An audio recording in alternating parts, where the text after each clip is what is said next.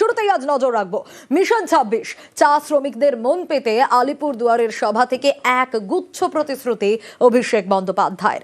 বললেন, ভোটে জিতলে চা শ্রমিকদের দৈনিক মজুরি বাড়িয়ে ৩০০ টাকা করে দেওয়া হবে।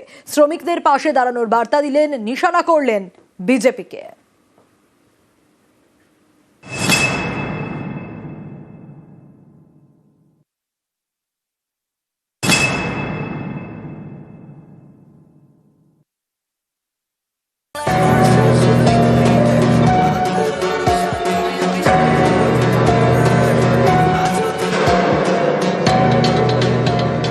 आने वाले 3-4 महीने में जब दीदी का सरकार बनेगा चौथी बार, और मैं 1 महीना के अंदर यहाँ फिर से जरूरत पड़े तो आऊंगा, मेरा पहला प्रायोरिटी रहेगा अलीपुरदुआर। यहाँ पे ट्राइपार्टाइट मीटिंग बुलाया जाएगा और 7 दिन के अंदर ये डिसीजन इम्प्लीमेंटेड हो और 250 से बढ़ के 300 रुपया हो, वो हम सुनिश्चित करेंगे, ये मेरा वादा है। আলিপুরদুয়ার মানে চা বাগান, চা শ্রমিক আর আদিবাসী ভোটার। ২৬-এর বিধানসভা নির্বাচনে আলিপুরদুয়ারের মন পেতে শনিবার একগুচ্ছ প্রতিশ্রুতি দিলেন অভিষেক বন্দ্যোপাধ্যায়। বললেন, ভোটে জিতলে চা শ্রমিকদের দৈনিক মজুরি বাড়িয়ে ৩০০ টাকা করে দেওয়া হবে। आने वाले 3-4 महीने में जब दीदी का सरकार बनेगा चौथी बार, और मैं 1 महीना के अंदर यहाँ फिर से जरूरत पड़े तो आऊंगा, मेरा पहला प्रायोरिटी रहेगा अलीपुरदुआर। यहाँ पे ट्राइपार्टाइट मीटिंग बुलाया जाएगा और 7 दिन के अंदर ये डिसीजन इम्प्लीमेंटेड हो और 250 से बढ़ के 300 रुपया हो, वो हम सुनिश्चित करेंगे, ये मेरा वादा है। এদিন আলিপুরদুয়ারের মাঝের ডাবরির চা বাগানে সভা করেন অভিষেক। তৃণমূলের সর্বভারতীয় সাধারণ সম্পাদকের মুখে চা শ্রমিকদের সমস্যা, অভিযোগের কথা। केंद्र के जो पीएसयूज है उसके अधीन जो चाय बागान है उसमें भी वो ईपीएफ जमा नहीं करते, तो एक भी बीजेपी का विधायक सांसद कभी ये बात को पार्लियामेंट में, देश के संसद में उठाया है? सरकार के अधीन जो पीएसयूज है और जो चाय बागान है उसमें ईपीएफ का पैसा क्यों नहीं मिलता है? जवाब दे पाएगा मनोज तिग्गा जी? कभी आंदोलन करते हुए देखा है आपने? कभी कोई पीएफ ऑफिस घेरते हुए देखा है? 2016 के चुनाव के पहले देश का प्रधानमंत्री आके आप सबको वादा करके गया था कि उनका सेंट्रल गवर्नमेंट दंकन से 7 चाय बागान टेक ओवर करेगा और उसको चलाएगा। 10 साल में एक नोटिफिकेशन इशू किया था, उसको भी विथड्रॉ कर लिया गया है। जिस पार्टी का प्रधानमंत्री का बात का कोई महत्व नहीं है, उस पार्टी कभी आपको कोई भी राहत दे सकता है क्या? ২০২১-এর বিধানসভা ভোটে গোটা বাংলায় সবুজ ঝড় উঠলেও উত্তরবঙ্গে ভালো ফল করে বিজেপি। আলিপুরদুয়ারের ৫টি বিধানসভা আসনের মধ্যে ৫টিতেই জেতে তারা। ২৬-এ সেই আলিপুরদুয়ারের সব বুথে তৃণমূলকে জেতানোর টার্গেট দিলেন অভিষেক বন্দ্যোপাধ্যায়। নিশানা করলেন বিজেপিকে।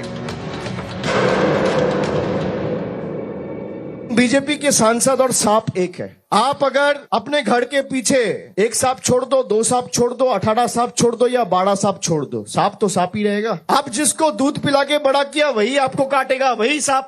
तो इस बार भाई एक भी सांप नहीं रखना इस बंगाल का मिट्टी में, और खास करके इस अलीपुरदुआर का मिट्टी में। মমতা বন্দ্যোপাধ্যায়কে চতুর্থবার মুখ্যমন্ত্রী করার লক্ষ্যে আলিপুরদুয়ারকে 5-এ 5 করতে হবে। এই আলিপুরদুয়ার সাব ডিভিশন ছিল মামাটি মানুষের সরকার জেলা করেছে। আলিপুরদুয়ারের প্রতিদানের সময় 2026-এর বিধানসভা নির্বাচন, যারা বাংলার লক্ষ লক্ষ ভোটারকে আনম্যাপ করে তাদের মৌলিক অধিকার কেড়ে নিতে চেয়েছে, সেই বাংলা বিরোধী আলিপুরদুয়ার বিরোধী বিজেপিকে আলিপুরদুয়ারের ম্যাপ থেকে বিদায় দিয়ে আনম্যাপ করে পাঠিয়ে দিতে হবে দিল্লিতে।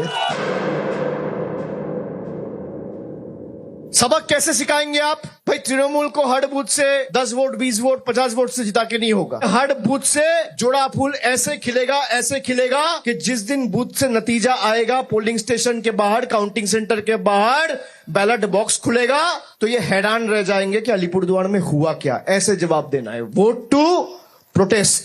आप जवाब ऐसे देंगे कि इनको साफ कर दीजिए, उखाड़ के फेंकना पड़ेगा, तभी ये सबक सीखेंगे। 2021 में 5 के 5 सीट में तृणमूल कांग्रेस हारी थी। बंगाल में बीजेपी हारी तो बंगाल के सारे पैसे बंद। अलीपुरद्वार में तृणमूल कांग्रेस हारा तो 5 साल में कोई बीजेपी का नेता कार्यकर्ता अगर मुझे दिखा दे कि भाई अलीपुरद्वार में, कालचिनी में, कुमारग्राम में या फलाकाटा में तृणमूल हारा है और एक माँ को, एक बहन को लक्ष्मी भांडार नहीं मिला है, मैं आपके सामने मुंह दिखाने कभी नहीं आऊंगा। यही फर्क है बीजेपी में और तृणमूल में। 26 বিধানসভা ভোটের আগে রণসংকল্প যাত্রা শুরু করেছেন অভিষেক বন্দ্যোপাধ্যায়। শুক্রবার তার কর্মসূচি শুরু হয় বারুইপুর থেকে, শনিবার আলিপুরদুয়ার।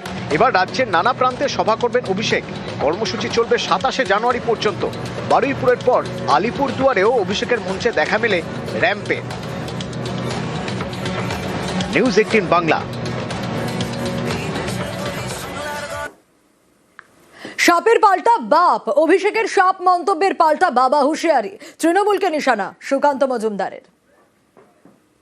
অভিষেক বন্দ্যোপাধ্যায় জবে থেকে জ্ঞানেশ কুমারের সাথে দেখা করে এসছে না, তবে থেকে অভিষেকের মাথাটা কেমন যেন ঘাবড়ে গেছে। কি বলবে কিচ্ছু বোঝা যাচ্ছে না। ভুল করেছে কাল সাপ না, বিজেপি তোর বাপ, তৃণমূলের বাপ হচ্ছে বিজেপি, এটা মাথায় রাখবেন। বিজেপি হচ্ছে তৃণমূলের বাপ। লক্ষ্মীর ভান্ডার তরজায় অভিষেক সুকান্ত, ভোটে হারলেই টাকা বন্ধ করে বিজেপি, তৃণমূল হারলেও সামাজিক প্রকল্প বন্ধ হয় না। আলিপুরদুয়ারের সভায় বিজেপিকে নিশানা, চুরির জন্য বরাদ্দ হয়েছে বাংলায়, পাল্টা তৃণমূলকে নিশানা সুকান্ত মজুমদারের। 100 दिन का जो काम है मनरेगा, इसका 5 साल से पेमेंट ये बीजेपी सरकार ने बंद करके रखा है। 2021 में पांचों के पांचों सीट में तृणमूल कांग्रेस हारी थी। बंगाल में बीजेपी हारी तो बंगाल के सारे पैसे बंद। अलीपुरद्वार में तृणमूल कांग्रेस हारा तो 5 साल में कोई बीजेपी का नेता, कार्यकर्ता अगर मुझे दिखा दे कि भाई अलीपुरद्वार में, कालचिनी में, कुमारग्राम में या फलाकाटा में तृणमूल हारा है और एक माँ को, एक बहन को लक्ष्मी भांडार नहीं मिला है, मैं आपके सामने मुंह दिखाने कभी नहीं आऊंगा। यही फर्क है बीजेपी में और तृणमूल में। हम अलीपुरद्वार में हारे हैं, लेकिन इसी अलीपुरद्वार के सभी महिलाओं को, माओं को, बहनों को 1500 करोड़ रुपया खर्चा करके हमारे सरकार ने लक्ष्मी भंडार दिया है। কোনো টাকা বন্ধ হয়নি, আমরা পরিষ্কার বলেছি আমরা টাকা দিতে চাই। শুধু তাই নয়, 100 দিন, যেটা 100 দিনের কাজ ছিল সেটাকে আমরা 125 দিন করেছি। বিজেপি সরকার হলে এটা আমরা ডবল করব, 200 দিন করব। শুধু তাই নয়, আমরা শুধু এটুকুই বলেছি যারা চুরি করেছে, তৃণমূলও স্বীকার করেছে যে চুরি হয়েছে, তাদের বিরুদ্ধে এফআইআর করুন আপনারা, আমরা টাকা দিয়ে দেবো সঙ্গে সঙ্গে। কেন এফআইআর হবে না সেই বিডিওর এগেন্স্টে? কেন এফআইআর হবে না সেই পঞ্চায়েত সদস্য, পঞ্চায়েতের প্রধানের এগেন্স্টে যারা টাকা চুরি করেছে? জনগণের টাকা। আমি যদি চুরি করি কারো টাকা, আমার এগেন্স্টে এফআইআর হবে না? তাই হয় নাকি কোন? 26-এর ভোটে টার্গেট হিন্দু ভোট, ধূপগুড়ির সভা থেকে হিন্দু আবেগে শান, দলমত নির্বিশেষে হিন্দু ভোট একজোটের ডাক। বাঙালিকে বাঙালিত্ব রাখার জন্য, হিন্দুদের হিন্দুত্ব রাখার জন্য, সনাতনীদের সনাতনিত্ব রাখার জন্য এই বাংলার মাটিতে আমাদের সবাইকে এক ছাতার নিচে এসে লড়তে হবে। বিজেপি পার্টি মুসলমানদের বিরুদ্ধে নয়, বিজেপি পার্টি ভারতীয় মুসলমানদের বিরুদ্ধে নয়, তাদের বিরুদ্ধে যারা দেশে থেকে দেশের ক্ষতি করতে চায় তাদের বিরুদ্ধে আমরা। তাই আমি সবাইকে অনুরোধ করছি, যারা এখানে কমিউনিস্ট পার্টি করেন, যাদের মধ্যে হিন্দুত্ব বেঁচে আছে, তাদের আহ্বান করছি, কংগ্রেসের সবাইকে আহ্বান করছি, এমনকি তৃণমূলের হিন্দু ক্যাডার যারা আছে, যাদের মধ্যে এখনো বিবেক বেঁচে আছে, তাদেরও আহ্বান করছি, আসুন আমরা একসাথে এক ছাতায় নিচে বসে লড়ে এদের উৎখাত করি। বুথের ভিতরে বাহিনীর দাবি দিলীপ ঘোষের, সোমবার বাহিনী নিয়ে কমিশনের বৈঠকের আগে আধা সেনার দাবি দিলীপ ঘোষের। আমরা বারবার ডিমান্ড করেছি যে বুথের মধ্যে যাতে সেন্ট্রাল ফোর্স থাকে, তারা রাস্তায় দাঁড়িয়ে থাকে দর্শকের ভূমিকায়। যত সংখ্যায় দিন কোনো লাভ হয় না, আসল লুটপাট তো ভেতরে হয়, অন্য এজেন্টদের বার করে দেওয়া হয় মেরে। আমাদের সামনেই হয়েছে, গত লোকসভা ইলেকশনে দেখেছি। তো যদি এটা হয় তাহলে পশ্চিমবাংলার মানুষ যারা ভয়ে ভোট দিতে যান না তারাও দিতে যাবেন, ভোটের পার্সেন্টেজ বাড়বে এবং লোকে নির্ভয়ে ভোট দিতে পারবে। তাহলে টিএমসির পক্ষে টেকা মুশকিল আছে। দিলীপকে পাল্টা কটাক্ষ তৃণমূলের। দিলীপ ঘোষ তো দুর্গাপুরে লড়েছিলেন, তো কেন্দ্রীয় বাহিনী তো ছিল, জাতীয় ইলেকশন কমিশনও ছিল, তো হেরেছেন কেন দুর্গাপুরে? ফলে মানুষের উপর ভরসা করুন, বাংলার মানুষের অধিকারটাকে গুরুত্ব দিন। কেন্দ্রীয় বাহিনী ভোট করবে না, ভোট ভোটাররাই দেবে। মানুষের নজর ঘুরিয়ে কোনো লাভ নেই। দুদিন অমিত শাহ ডেকেছেন, বা দুদিন অনেকদিন পরে পার্টির মধ্যে জায়গা পেয়েছেন, তার মানে আবার সব অবাস্তব কথাবার্তা শুরু হয়ে যাবে, কি হয়? পশ্চিম মেদিনীপুরের খড়গপুরে পা রেখেই পশ্চিম মেদিনীপুর জেলার মাদপুরের মহিষা এলাকার মনসা মন্দিরে বিজেপি কর্মী সমর্থকদের সঙ্গে নিয়ে পুজো দিলেন দিলীপ ঘোষ। সেই সময়কার ছবি আপনাদের দেখাচ্ছি। পশ্চিম মেদিনীপুরের খড়গপুরে পা রেখেই জেলার মাদপুর মহিষা এলাকার যে মনসা মন্দির, সেখানে বিজেপি কর্মী সমর্থকদের সঙ্গে নিয়ে গিয়ে পুজো দিলেন দিলীপ ঘোষ।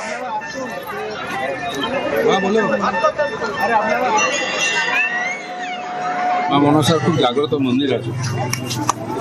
এলাকা হাজার হাজার লোক আসেন শনিবার আর মঙ্গলবার। এখানটা আমাদের যারা পরিচিত আছেন কর্মীরা আর কমিটির লোকেরা বলেছিলেন আসার জন্য। আজকে আমরা এসেছিলাম, পুজো দিলাম, মায়ের সবার সঙ্গে দেখা হলো। রচনা অসিতের দ্বন্দ্ব মেটাতে আসরে নামলেন কল্যাণ। হ্যাঁ, ভোট পর্যন্ত এক হয়ে চলার বার্তা শ্রীরামপুরের সাংসদের। হুগলির সাংসদ রচনা বনাম চুচুড়ার বিধায়ক অসিত মজুমদারের দ্বন্দ্ব। চুচুড়ার স্কুলে স্মার্ট ক্লাস করা নিয়ে সেই দ্বন্দ্বের শুরু হয়েছিল, আর হুগলিতে একাধিকবার প্রকাশ্যে এসেছে রচনা অসিত দ্বন্দ্ব। সমস্যা সমাধানে ভোটের আগে তাই আসরে নামলেন এবার কল্যাণ বন্দ্যোপাধ্যায়।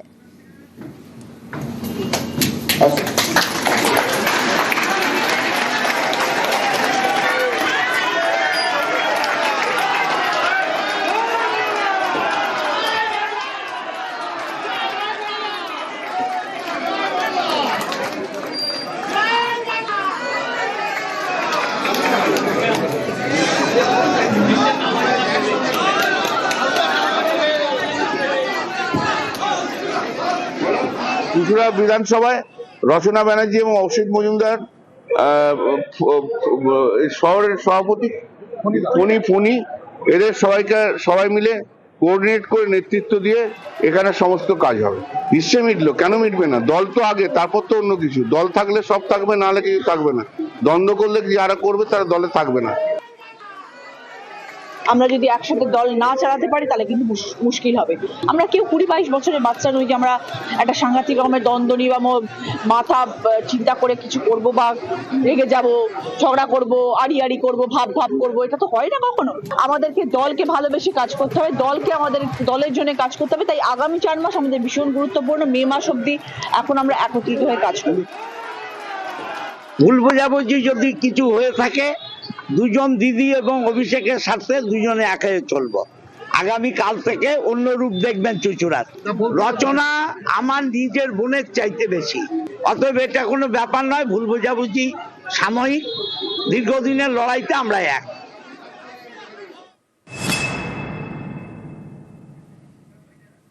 এদিকে আবার শিশির অধিকারী একেবারে বিস্ফোরক মন্তব্য করছেন। জেলায় তৃণমূলকে আনা বড় ভুল বলে দাবি তার।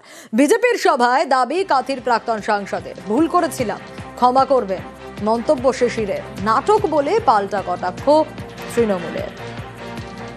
এই মাটি ছুঁয়ে আপনাদের কাছে ক্ষমা করে দিবেন। একটা ভুল পথে চলে গেলাম এবং সেই ভুল পথে আপনাদের সঙ্গে নিয়ে গেলাম, আপনাদের কিছু আমরা করতে পারলাম না। চোখ থেকে ঠস করে জল পড়ে যায়। আমি ভুল করেছিলাম, আপনাদেরকে সেই পথে চালিত করেছিলাম, আপনারা ক্ষমা করবেন। ক্ষমা করে 26 সালে একবারে পরিষ্কারভাবে ভারতীয় জনতা পার্টিকে নিয়ে আসুন মোদীজির নেতৃত্বে। শিশিরবাবু বর্ষিয়ান মানুষ, দীর্ঘদিনের রাজনীতিবিদ, অভিজ্ঞ মানুষ, কিন্তু এই ধরনের কথা বলে মানুষের কাছে ক্ষমা চাইব বলে নাটক করলে মানুষ ক্ষমা করেন না। তৃণমূল থেকে আপনারা প্রচুর সম্মান পেয়েছেন, পদ পেয়েছেন। তৃণমূল যেটা দিয়েছেন, মমতা বন্দ্যোপাধ্যায়ের জন্য আপনি যেটা পেয়েছেন, সেটার জন্য ধন্যবাদটাই থাক। বাকি কোন কম্পালশনে কি করতে হচ্ছে সেটার সঙ্গে এই ধরনের নাটুকে সংলাপ বোধহয় বর্জন করা ভালো। আর 26-এর ভোটের আগে হাওয়া একেবারে গরম। কেন হাওয়া গরম? কারণ পুলিশকে হুঁশিয়ারি বিজেপি বিধায়কের। একেবারে উর্দি খুলে নেওয়ার হুঁশিয়ারি দিয়েছেন স্বপন মজুমদার। বনগাঁ দক্ষিণের বিজেপি বিধায়ক স্বপন, পাল্টা স্বপন মজুমদারকে কটাক্ষ তৃণমূলের। 2026-এ বাংলার মসনদে বিজেপিকে বসাবে। আজকে দলদাস পুলিশ এবং টিএমসির হারমাত বাহিনীর গুন্ডাগুলো কান খুলে রাখো, সবগুলোকে দেখে নেব, গুন্ডাগুলোকে এনকাউন্টার করব, আর এই দলদাস পুলিশগুলো ভোট দিতে এনে খুলে নেব। দায়িত্ব নিয়ে বলে যাচ্ছি, চামচাগিরি করতে দেব না আমরা। স্বপন মজুমদার একটা অসামাজিক লোক। সে নিজেই মাদক পাচারের জন্য জেলখাটা আসামি। তার মুখ থেকে এর থেকে ভালোবাসা আমরা আশা করি না। রাজনৈতিকভাবে যদি শিক্ষিত না হয়, মূর্খ জনপ্রতিনিধি হলে তাদের যা আচার আচরণ, যা ভাষা, সেটা ভারতীয় জনতা পার্টি তাদের বিধায়কদের মুখ থেকে সেটা প্রকাশ পাচ্ছে। অসাংবিধানিক কথা প্রকাশ্যে সে বলেছে। আমরা পুলিশকে অনুরোধ করেছি যে তার বিরুদ্ধে আইনানুগ ব্যবস্থা নেওয়ার জন্যে, এবং আমরা চাইব যে তার বিধায়ক পদ খারিজ হোক। 2 বছর পর এবার পুলিশের ওপর হামলা। হ্যাঁ, 24 জানুয়ারিতে শেখ শাহজাহান ঘনিষ্ঠরা ইডির আধিকারিকদের উপর হামলা চালায় বলে অভিযোগ। এবার পুলিশের ওপর হামলা চালানোর অভিযোগ শাহজাহান ঘনিষ্ঠ মুসা মোল্লার অনুগামীদের বিরুদ্ধে। সন্দেশখালীর নাজাটে ভেরি নিয়ে বিবাদ। অভিযুক্তর বাড়িতে গিয়ে আক্রান্ত পুলিশ, গ্রেপ্তার 9।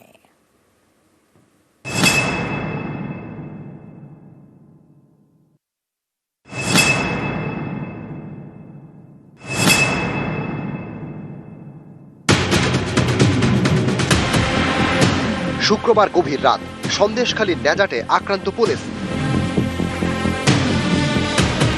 ভাঙচুর চলে পুলিশ লেখা গাড়িতে।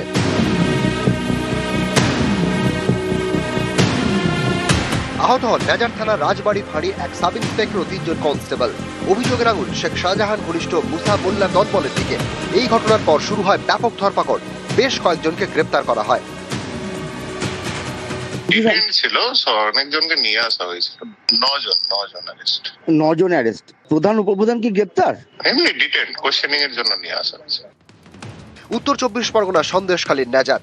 এখানকার রাজবাড়ি পুলিশ ফাঁড়ি সংলগ্ন এলাকার বাসিন্দা মুসা মোল্লা সন্দেশখালীর শেখ শাহজাহান ঘনিষ্ঠ। স্থানীয়দের দাবি মুসার ভেড়ি ব্যবসা।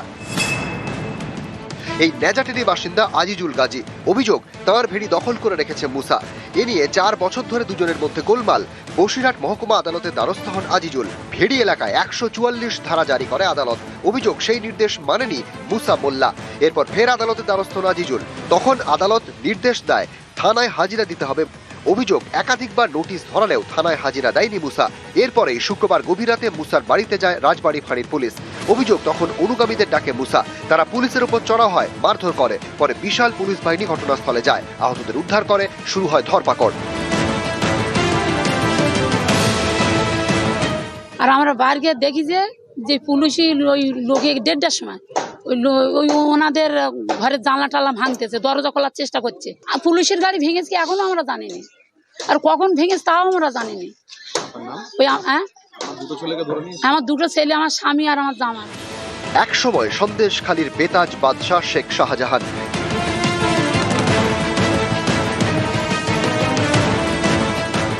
2024 সালের 5ই জানুয়ারি তার বাড়িতে তল্লাশিতে যান ইডি আধিকারিকরা।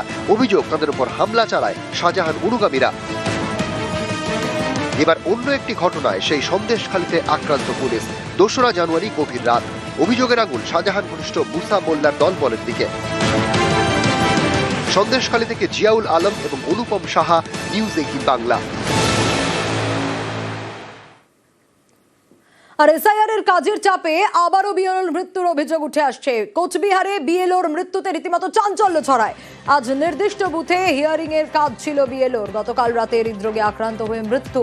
এসআইআর এর কাজের চাপে মৃত্যুর অভিযোগ পরিবারের। কোচবিহারের বানেশ্বরের 103 নম্বর বুথের ঘটনা। সবসময় বলতো যে আর পারছি না, আমি এত আর আমি সহ্য করতে পারছি না। মৃত্যুর আগেও এই কথাই বললে, মা আমি এখন মরতে চাই মা। এই করে শ্বাসকষ্ট শুরু হয়ে গেল, আর কোনো কথা নেই। সারা শরীর ঘেমের মুখে দিয়ে লালা বেরলে 10 মিনিটের মধ্যেই শেষ। কিছুই করতে পারলাম না। প্রচন্ড চাপ ছিল, ও নিতে পারছিল না, আমাকে বলছিল আমি আসাম যাইতে চাই, একদিনের ছুটি চাই। আমি বলছি তুমি এক কাজ করো, তোমার ডিপার্টমেন্টকে বলো যে আমি একদিনের ছুটি আমাকে দেন। যাইতে তো পারলোই না, আমি একবার দেখাও করতে পারলাম না। এই চাপটা ও নিতে পারছে না, ও কষ্ট পাচ্ছে। আমি আমার এই ইচ্ছাতে আমি আর পারছি না, আমি মরলেও শান্তি বলতো। আর রিষড়ায় শুনানি আতঙ্কে আবারও মৃত্যুর অভিযোগ। নামবাদের আতঙ্কে বৃদ্ধের মৃত্যুর অভিযোগ উঠছে। 4 জানুয়ারি শুনানির জন্য নোটিশ। শুনানির নোটিশে আতঙ্কে 85 বছরের বৃদ্ধের মৃত্যু। কমিশনের বিরুদ্ধে সরব হয়েছে পরিবার। রিষড়ার ঘটনায় তৃণমূল বিজেপি তরজা। উনি সুস্থভাবে চলছিলেন, কিন্তু হঠাৎ যে এসআইআরটা শুরু করা হলো, ওনার এটা বিশ্বাস হচ্ছিল না যে আমার নাম ড্রাফট রোলে থাকার পরেও থাকবে। ওনার নামে হিয়ারিং এর নোটিশ দেওয়া হলো। 4 জানুয়ারি ওনাকে ডাকা হলো। ওর পরে ওনার যে মাথায় বসে গেল কি আমাকে বাংলাদেশে পাঠিয়ে দেওয়া হবে, ডিটেনশন ক্যাম্পে পাঠিয়ে দেওয়া হবে, কি 4 ঘন্টা লাইন দিয়ে আমি কিভাবে দাঁড়াবো যদি আমার নাম না থাকে। চেস্ট পেন ওনার শুরু হয়ে গেল, নিঃশ্বাস ত্যাগ করলেন। এ দায় ইলেকশন কমিশন অফ ইন্ডিয়া। 84 বছর বয়সী, তাকে যদি প্রমাণ করতে হয় উনি পিপিও হোল্ডার, উনি স্টেট গভর্নমেন্ট এমপ্লয়ি, এর থেকে আর দুঃখদ ঘটনা নাই। স্কুলের হেডমাস্টার ছিলেন, এখানে রিটায়ার করেছেন। ওনার 4 তারিখে এসআইআর এর হিয়ারিং ছিল। ওনার ছেলের সাথে এবং বিডিও সাহেবের সাথে আমার কথা হয়েছে যে যদি 84-85 বছর বয়সের যদি ইন্ডিয়ান সিটিজেনকে যদি হিয়ারিং এ অ্যাপিয়ার করতে হয়, তাহলে আমরা কোন দেশে বাস করি? এটা তো আমাদের জন্য লজ্জাকর ব্যাপার। নোটিশ পাওয়ার পরে তিনি অসুস্থ বোধ করেন, তিনি মারা যান। বিজেপি যেভাবে জেনুইন ভোটার নানাভাবে তাকে ডিস্টার্ব করা হচ্ছে। নিজের বাবা মারা গেছে সেইটা নিয়ে রাজনীতি করবে, এর থেকে বড় লজ্জার বিষয়। উনি অসুস্থ ছিলেন, ওনার পটাশিয়াম ডাউন হয়ে গেছিল, তার জন্য উনি মারা গেছে। আর যদি ওনার এটা মনে হচ্ছিল যে ভয়েতে আতঙ্কে যদি ওনার বাবা এসআইআর জন্য মারা গেছেন, তাহলে উনি পোস্টমর্টম কেন করাবেন না? পোস্টমর্টম করে ইলেকশন কমিশনারের উপরে তো উনি কেস করতে পারতেন, কিন্তু এইটা টোটালি মিথ্যে আছে। কেউ অসুস্থ, কারো বয়স 90 ছুঁই, ঠিকমতো হাঁটতে পারেন না, তাদেরও ডাকা হয়েছে শুনানিতে। শনিবার কলকাতাতে অব্যাহত শুনানি হয়রানি।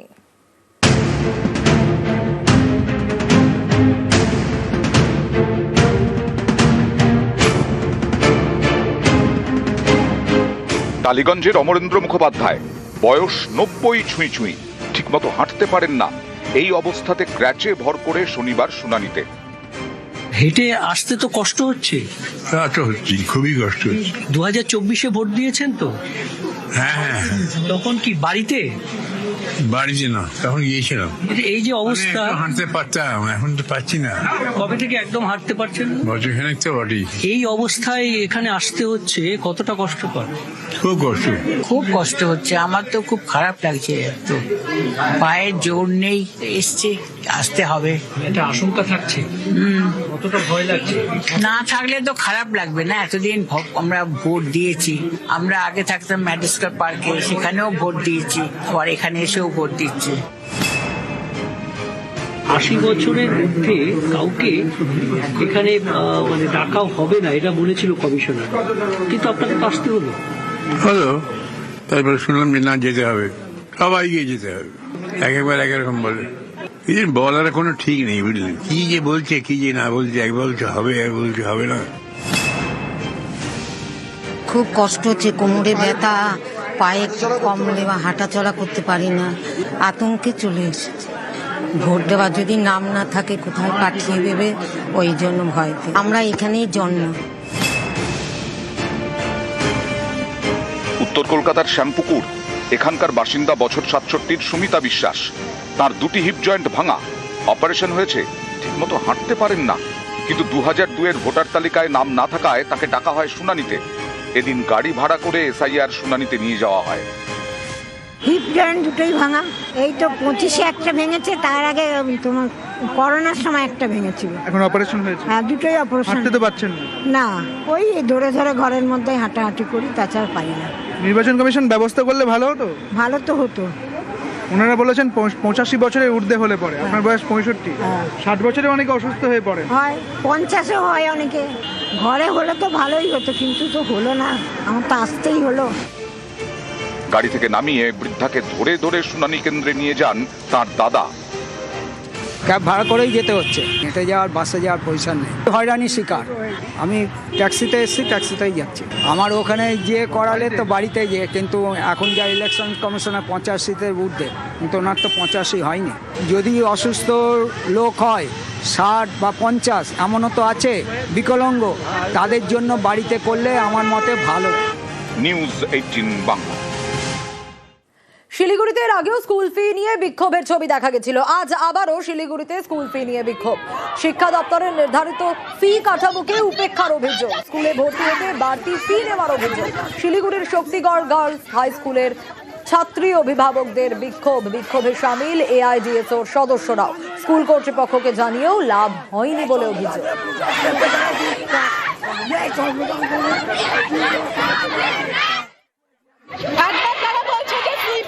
টাকা নিচ্ছে, এই উন্নয়নের জন্য টাকা নিচ্ছে, ইনফ্রাস্ট্রাকচার উন্নয়নের জন্য। প্রথমত কথা হলো যে সাধারণ মানুষ শিক্ষা খাতের জন্য অনেক টাকা দেয়, ট্যাক্সের টাকায় সরকারি স্কুলগুলো চলা প্রয়োজন, সেটাকে সাধারণ ছাত্রছাত্রীদের দায়িত্ব। তারা তো আইন বিরোধী কাজ করছে, কারণ 240 টাকা ফিজ, এটা সরকার নির্ধারিত ফি, তারা বেশি 1 পয়সাও বেশি কেন নেবে?